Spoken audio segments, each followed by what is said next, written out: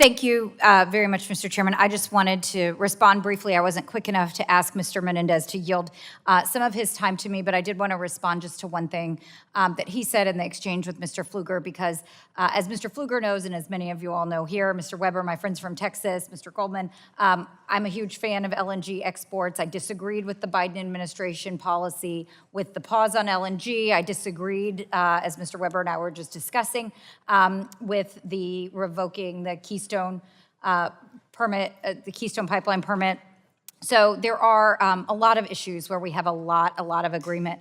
But I do just want to follow up on what Mr. Menendez said, because I think it is very dangerous for all of us, and we should all agree that while we are pursuing policy objectives, that this penalizing of industries, penalizing of red states or blue states isn't something any of us should support. We're all here to do what's right for all of the people in this country. And I think Mr. Pfluger mentioned that one of the issues was not wanting to have to subsidize some of these technologies, some of these industries. And so I just wanted to point out that it isn't just subsidies that we're talking about, but on his first day in office, President Trump issued an executive order removing all of the outer continental shelf areas from offshore wind leasing. So it is affecting New Jersey. Now, one has gone through for New York, and that was kind of a deal.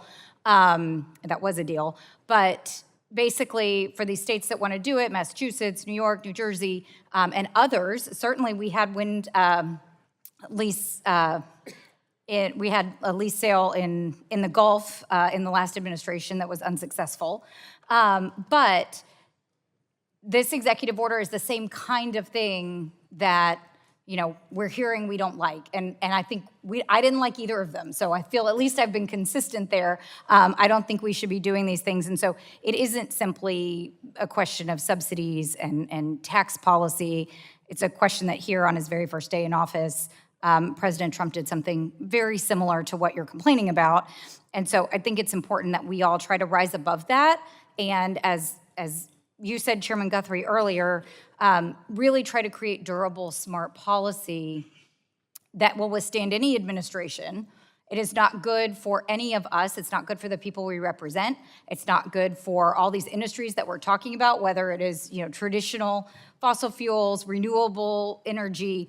It's not good for any of them to be in such an unpredictable environment, a regulatory environment where they can't predict what's going to happen. They can't make long-term investments. That's not good. And so what we need is Congress to come in and make rules that will last from administration to administration. And the place where we absolutely need to start, and the thing that we need to do in a bipartisan way in this Congress, is do permitting reform and get it across the finish line.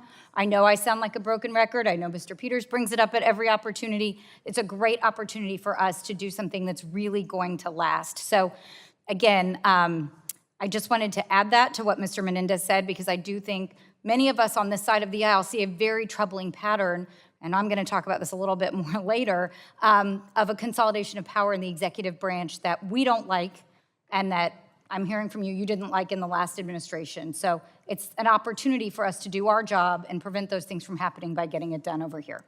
Thank you, and I yield back.